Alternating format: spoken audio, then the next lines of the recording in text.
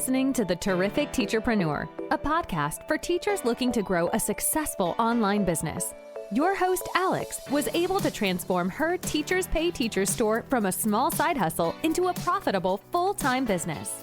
She now helps other teachers do the same. Listen along for actionable tips and helpful wisdom about business and marketing as a teacherpreneur. Here's your host, Alex. Hello and welcome to the Terrific Teacherpreneur podcast. This week I want to chat about selling on your own website. Some episodes, I promise I'm going to do a short episode. I am not going to make that promise this time. I get the feeling this is going to end up quite lengthy. There is so much to unpack here. So I'm going to be talking about why I started selling on my own website, and I want to talk about whether, you should be doing that too or not. How I kind of set it up, a little bit of that backstory there, and how much money I've sort of put into it. And then I'm going to talk a little bit about how much money I've made and like how I maintain it now and just overall my feelings on it. But yeah, let's not dawdle here. Let's dive in. First up, why did I start selling on my own website? The main thing is just that typical, you shouldn't put all your eggs in one basket kind of phenomenon like we all do. Some people sell on other marketplaces, but, it does feel really risky just to have everything all on TPT and that's all you have. And should something happen to TPT, whether it's a really drastic thing, like it literally shuts down one day, or just something more gradual, like it just slowly starts to deteriorate due to other things, I don't know, like the algorithm changes, things like that, you just don't know. You have no control over someone else's platform, someone else's marketplace. There is such a risk involved. So that is why people like to diversify and they like to have, their own other options, basically. Well, I had that in the back of my mind, especially with the whole algorithm debacle in the last few years.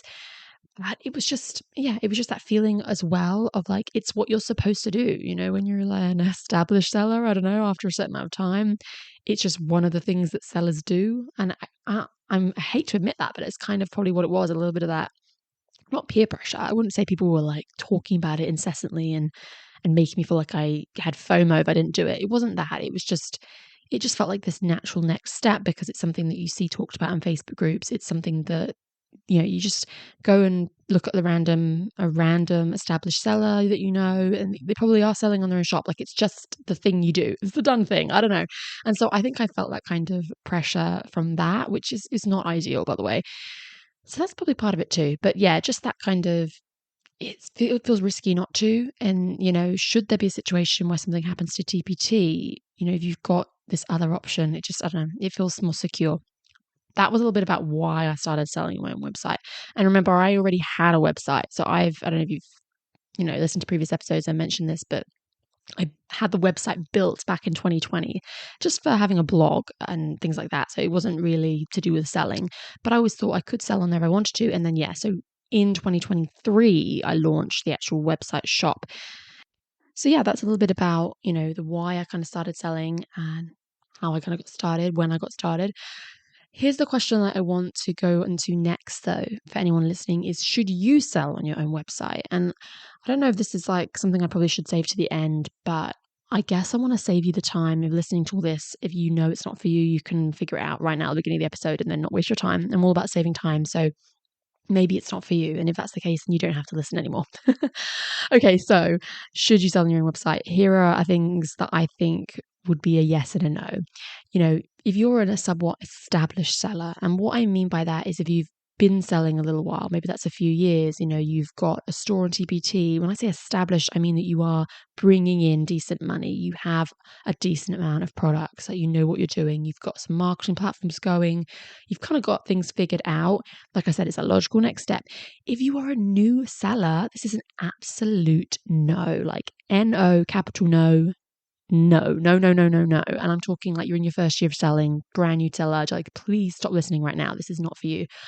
I know that, you should be able to make these decisions. It's your business, but the whole point of this podcast is to help you. And it would be a disservice for me to give any kind of idea to you that you should be selling in your own shop in your early days. Like that would be a huge, huge mistake in my opinion. Just to break up like a little bit about what I mean by that is you are in your first year, you're figuring out TPT, and that's what you should be doing is learning how to create great products, learning how to list them, navigating the website, starting some marketing platforms, whatever.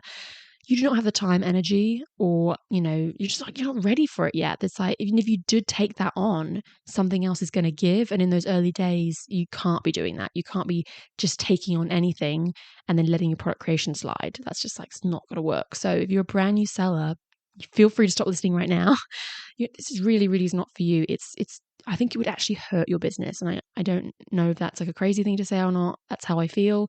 I feel like when you take on something new, whether it costs you time or money, whatever, it will always take away from something else. And the time and the money that you spend on setting up a website is going to pull you in that you're going to be pulled in that direction, and you'll be pulled away from things that matter in your early days, which is creating products, making great listings, figuring out maybe a marketing platform or two. You don't want to be, dividing yourself up too much and stretching yourself too thin, if you know what I mean. So yeah, newer sellers, this is not for you. And the next thing that might apply to you, whether maybe you're listening, you're thinking, I've been selling like 2-3 years, I'm not brand new. If you cannot afford it, you should not be selling on your website.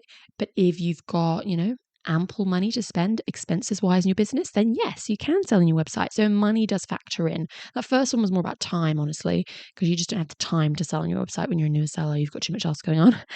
But, if you are somewhat getting used to TPT, been doing it a few years, whatever, can you afford it? That is the next question you have to ask yourself. And I'm going to talk more in this episode about money, about how much I've spent and how much I've earned. And hopefully that will, help you understand. But it is not free.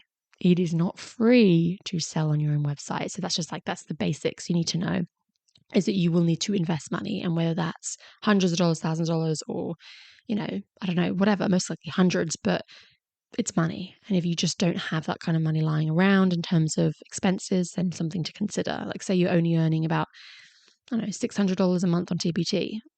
Then I think you should be really earning probably thousands on TPT before you start pouring in hundreds of dollars onto your own site. That's just my opinion. You can disagree with me if you want to. But anyway, so money is definitely a factor. And like I mentioned earlier about time, I think if you're really busy, like a full-time teacher, maybe a busy parent, you've got so much going on in terms of trying to create products, and you've got all these marketing platforms, and you're already super, super time poor. I mean, just adding website selling to your plate, I don't know if that's a good idea. But if you have the time, because you've kind of figured a lot of that other stuff out already, like, I've got room on my plate, then take it on, especially if you're established and you hire and you can afford to hire people, in which case you can hire people to do this website stuff, or you can do the website stuff yourself and you can hire someone else to take over other areas of business so that you've got the time and the capacity to do your website. So the hiring factor is another great question. Can you afford to hire? Because if that's an absolute no at this point in your business, then I'm not sure how you would set up a website, because you'd have to DIY it yourself and then you'd have to let other things slide. And that's just, to me, feels risky. Honestly, think you need to hire, because you need someone to build it. But even if you don't build it with someone else, so you build it yourself, you're going to probably need to hire people to help you out in some way. I don't see how you could really manage this if, I don't know, it just feels to me like it would take up so much of your time. I don't know how you would do it if you weren't having support from team members or VAs or a website developer. I don't know. To me, it feels like a bit of a yeah. So the hiring thing, another thing to consider. But anyway, let's move on to the next thing. I set it up. I want to start off by saying that I hired someone to build my website back in 2020. So when talking about actually building a website, I hired someone. That's like a whole nother thing. In this episode, we're talking about selling on your website. So we're going to assume that you already have a website for this example.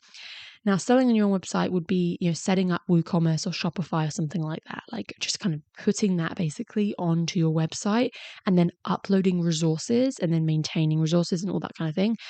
I actually DIY'd the setting up of WooCommerce because it's like this plugin. It was quite easy. I mean, I don't remember all the intricate details, but I kind of just threw it together myself. It's actually something you can DIY. It's also something you can hire if you're time poor or that still feels like overwhelming. But I actually just kind of put it together myself. It was not too crazy intricate and it didn't take me super long. So, totally can do that. But when it came to putting the actual products on, that is where I felt like I just could not do that on my own. I actually first started hiring out a couple of years ago, and I actually had my mum help me for a bit. So she uploaded a couple of listings for me because I had the template set up, and I would just kind of give her the covers and the thumbnails, and she would kind of like duplicate the listings in a way, like, copying and pasting things. And we together uploaded about like 20, 30 resources, maybe, probably my best sellers. And that took months, like just months and months and months, trying to do that alongside other things. And, I totally recommend that if you want to just like pay a VA or do it yourself, you could gradually upload your bestsellers. Totally fine.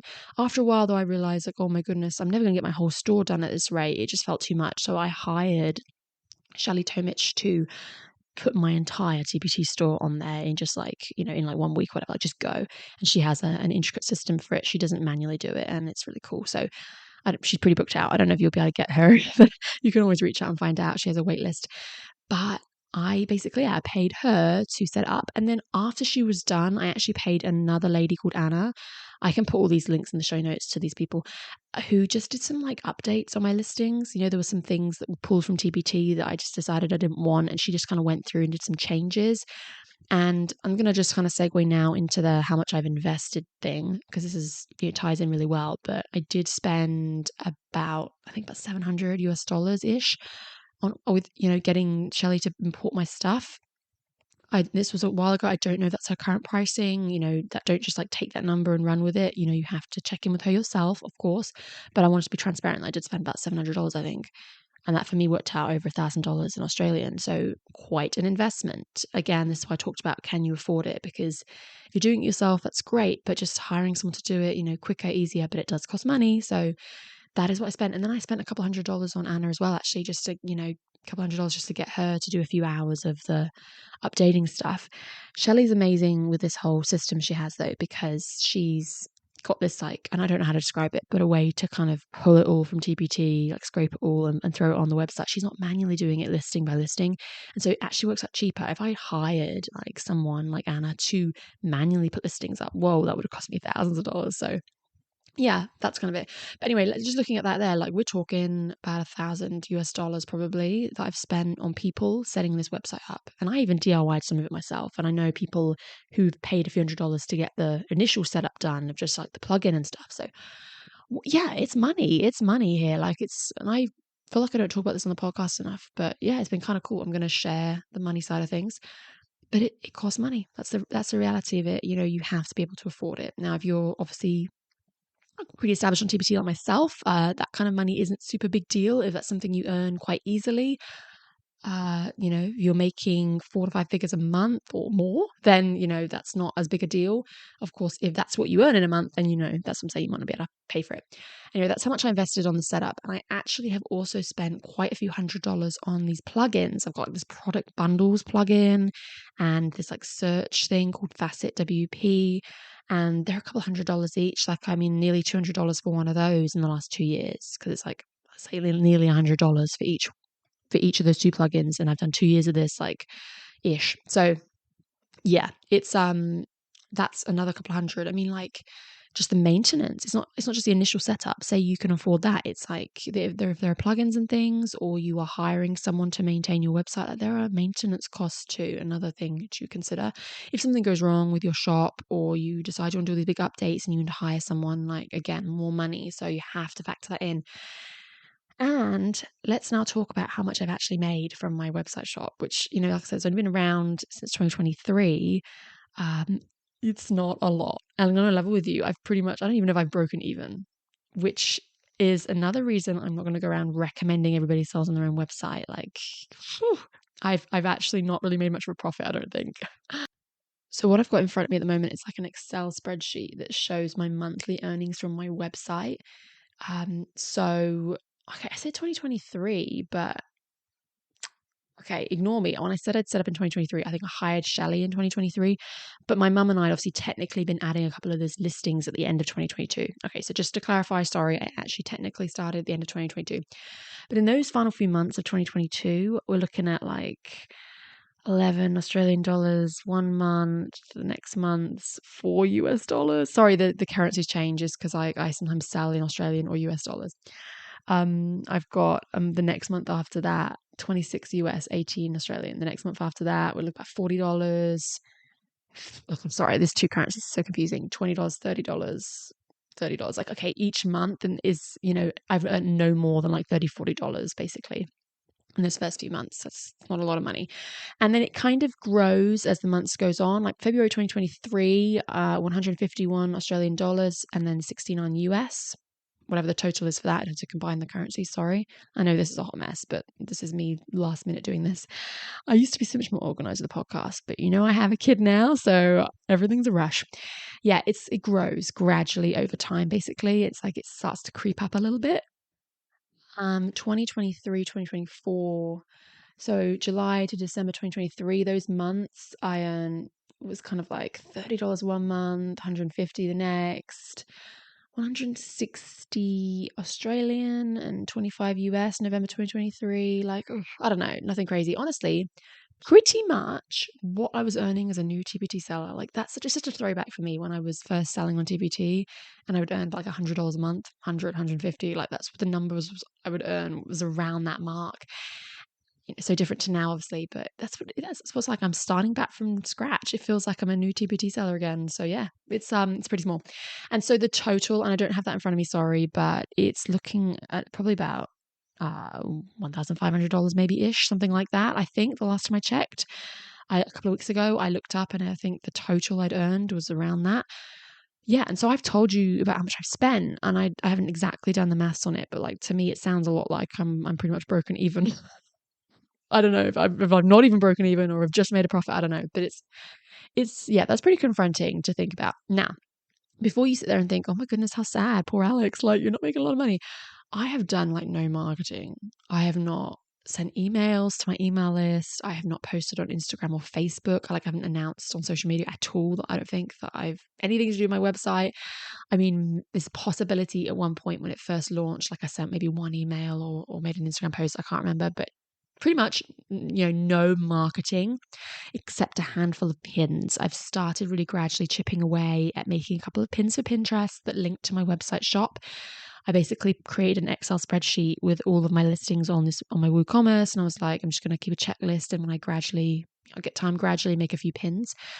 I love Pinterest. It's just like a big thing for me. And I love having fresh pins with new links. So this is like a new link I can use for Woo. So I'm like really excited. Finally have some fresh pins. So I'm gradually chipping away at that. And I've made a couple of pins, but I don't know that they've done crazy well or anything from what I've noticed. Like my analytics on Pinterest are showing me a lot of traffic to TPT and to my blog. So I haven't seen crazy traffic from any pins yet. So yeah, not really much marketing happening. I guess it's a good thing to show you that you can make, over $1,000 from like kind of doing nothing. But anyway, yeah, not made a lot of money. I guess honestly, I know it's kind of negative, but this episode's kind of summarize and probably be like, I don't really recommend selling on your website. No, that's not 100% true. I think there's a time and a place for it, and for an established seller with money to invest and people to hire and that's going to actually market it. There's so much potential here, and there's probably other sellers making crazy amounts of money on their shop. But yeah, for me, it's pretty negligible compared to what I earn on TPT. Obviously, my total for over a year or more is like hands down, like I can make that a week easily. So it's on TPT, so it's not a lot. Now the next thing I want to talk about is the maintenance of the website. And again, this is not going to look good for should you sell on your shop. It's exhausting. This episode is a real talk kind of episode, and I'm like just being real with you here. It's exhausting, and it's something, I don't know. There are days when I'm doing stuff on my website that I'm like, I think I regret this. Basically, I do a lot of updates in my TPT shop.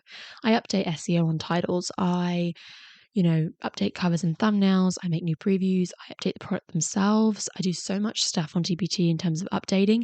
And every time you update anything, even a price, you have to remember to go to your shop and to make the same change there, especially pricing, because TPT has some policies around that. So, you've got to remember to do that.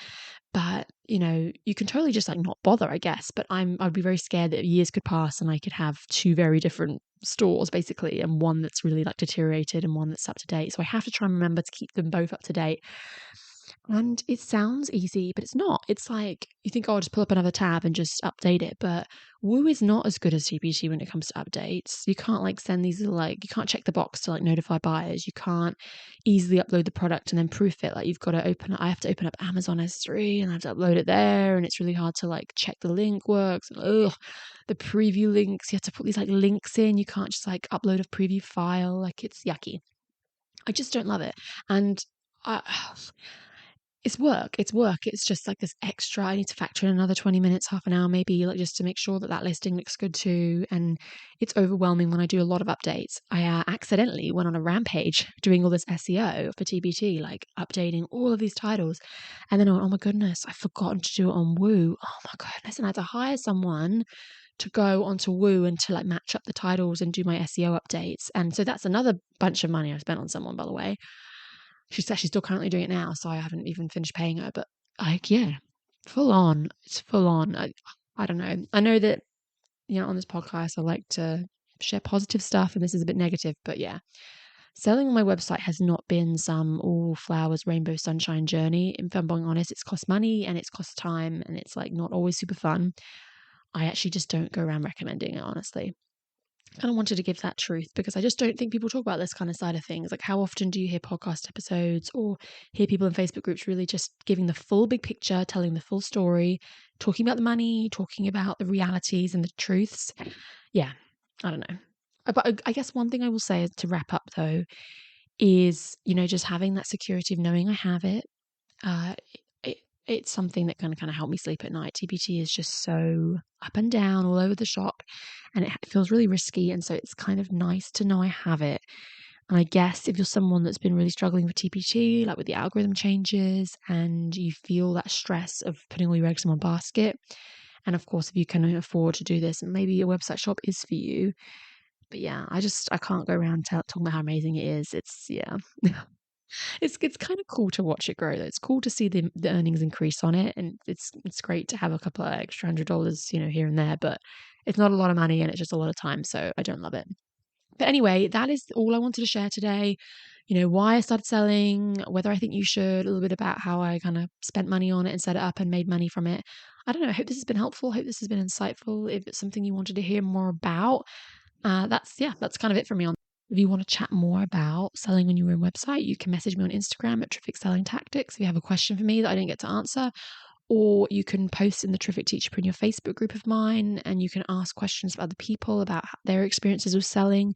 Obviously, if this episode hasn't put you off, yay! And you want to ask questions about it, like, go for it. I'm happy to answer more, and I'm sure other people are too. But yeah, that's all I can say. And I'm going to wrap this up. I hope this has been helpful, and I hope that you have a terrific day. Thank you for listening to this episode of The Terrific Teacherpreneur. If you're enjoying the show, please feel free to rate, subscribe, and review on your preferred podcast listening platform. We really appreciate that effort. Come back for more actionable tips and helpful wisdom in the next episode with your host, Alex. Until then.